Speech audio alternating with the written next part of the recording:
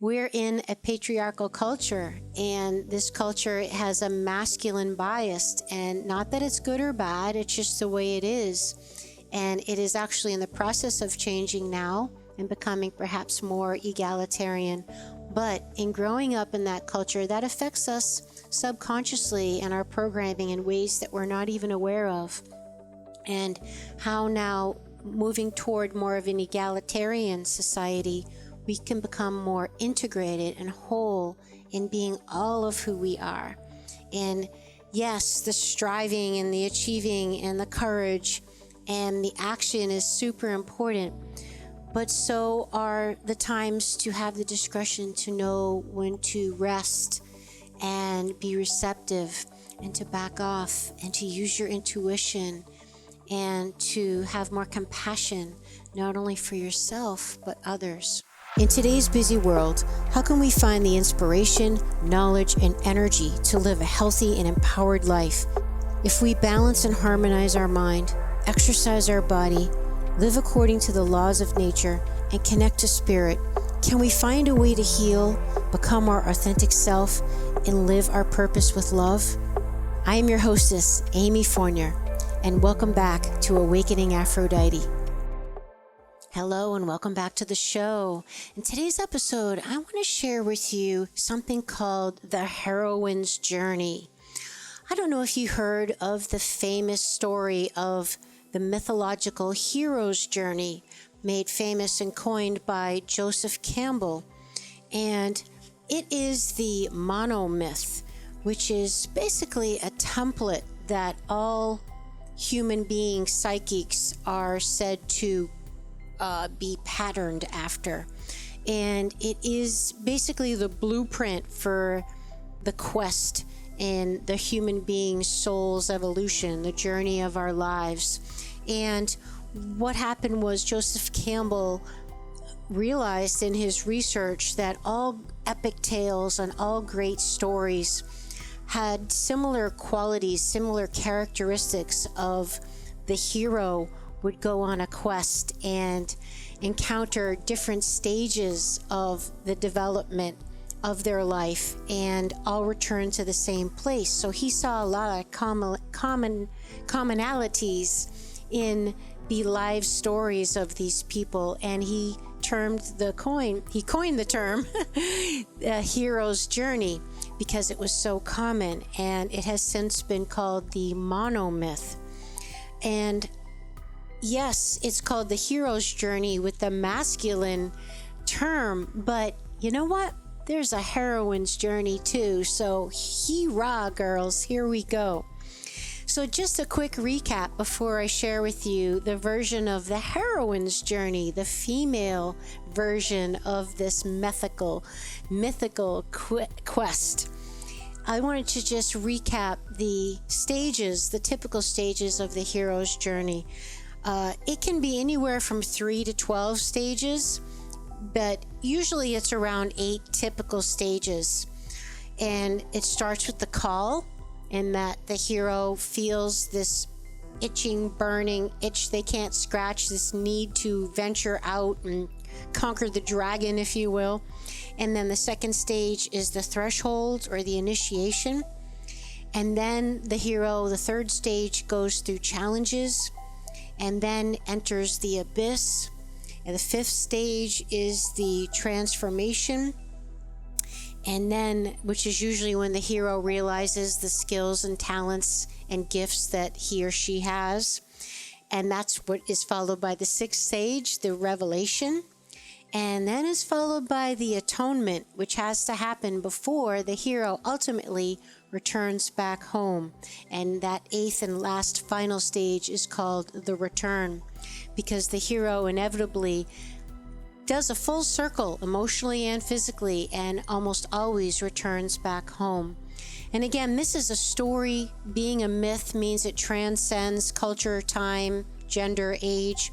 It's a common human experience, and we find it in all the great stories of our lives. It's the story of Star Wars. Luke Skywalker goes through the hero's journey. The Wizard of Oz, Dorothy goes through the hero's journey. She has the call. She crosses the threshold. She faces the challenges. She's transformed. She realizes the ruby slippers, she had it all along. And then she returns home. So all the great stories have this myth, this crisis, the adversity, the transformation, and the return. So that's a little backstory in case you weren't too familiar with what the heck the hero's journey is. But again, I wanted to share with you the female version, the heroine's journey. So I'm going to share with you a passage I found from a wonderful book called As Above, So Below, Paths to Spiritual Renewal in Daily Life. And it's by Ronald S. Miller. It has a section in it on the heroine's journey. And here we go. To dispel our culture's negative associations with the feminine, many contemporary women have emulated the male heroic journey and have achieved hard-won success in the academic and business worlds. But according to family therapist Maureen Murdoch, women have paid too high a price for their advances. Adapting to male standards of behavior in learning to live logically and efficiently, they have sacrificed their health, their dreams, their intuition, along with deep relationship to their feminine nature.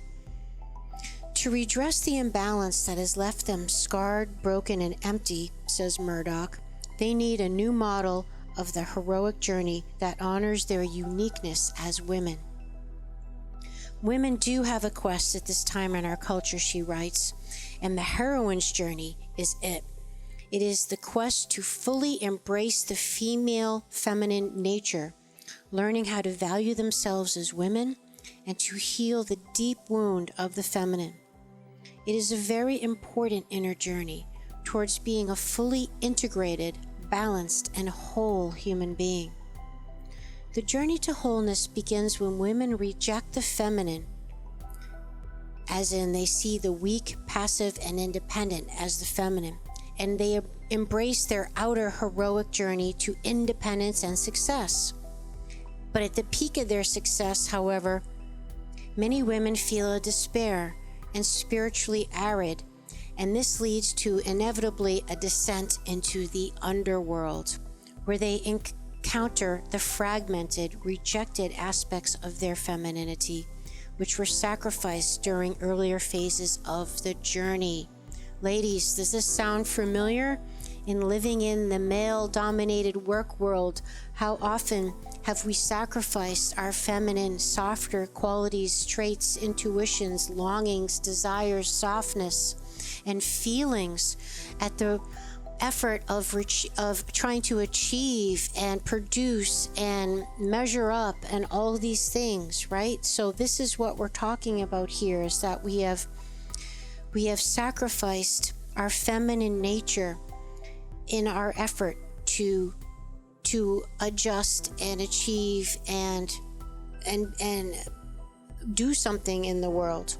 So this is a journey back to being fully balanced and integrated and ultimately whole.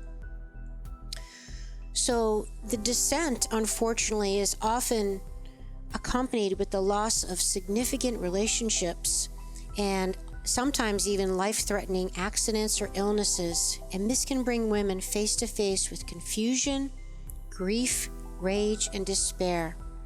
Describing this densely dark and unforgiving time, Murdoch writes, "A woman moves down into the depths to reclaim the parts of herself that split off when she's rejected the mother and shattered the mirror of the feminine.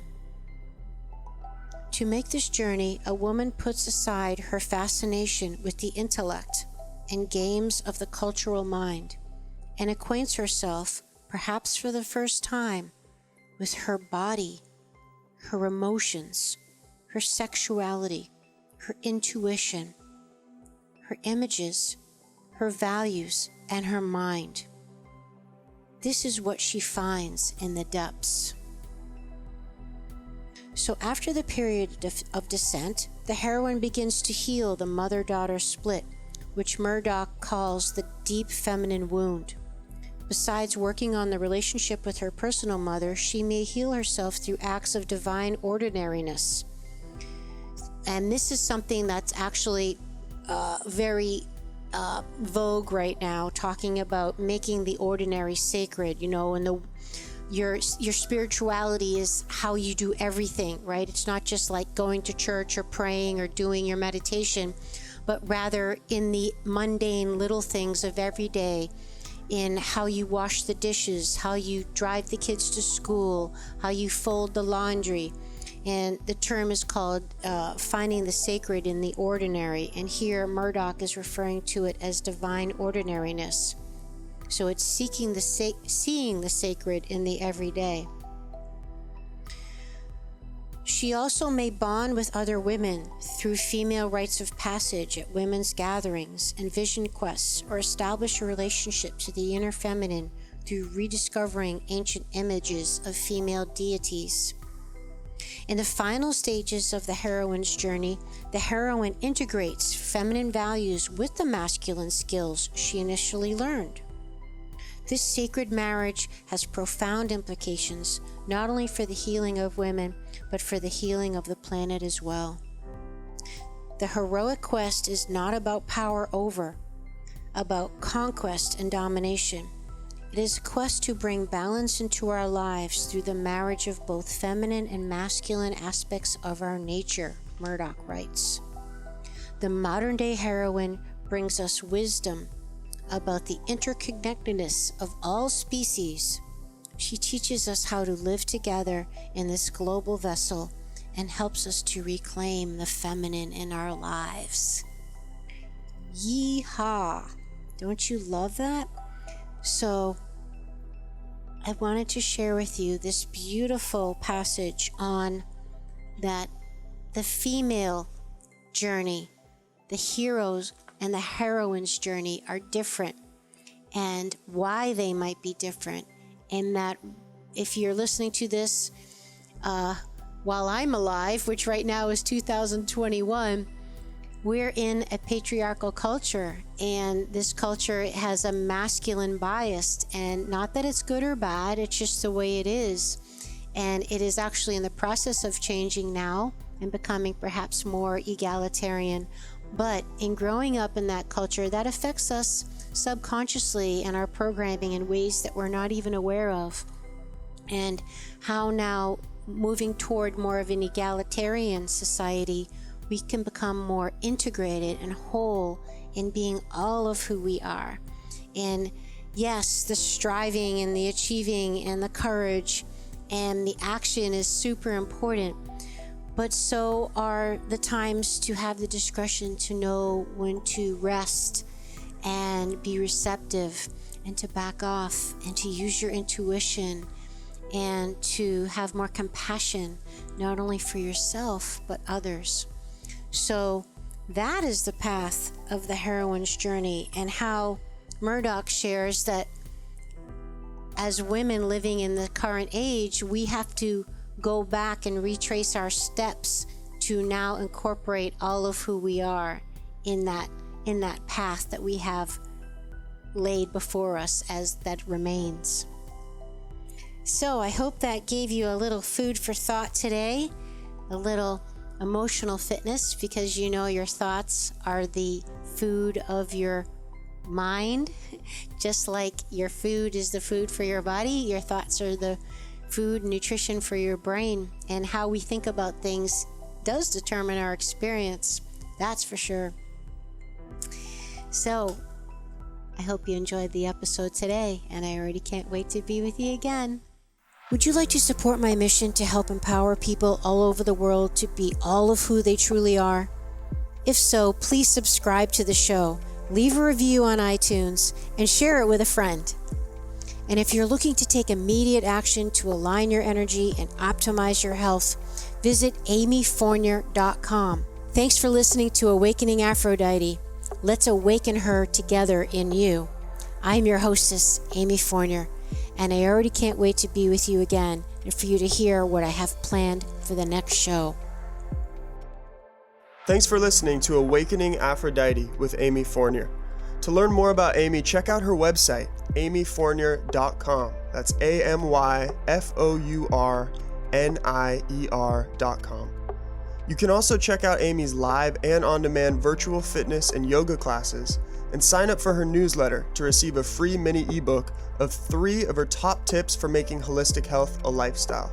Again, that's amyfournier.com and get your ebook sent to your email immediately. Connect with Amy on the daily on Instagram at FitAmyTV, FITAMYTV, and watch many of the podcast episodes and subtopic clips on her YouTube channel, which is also FitAmyTV.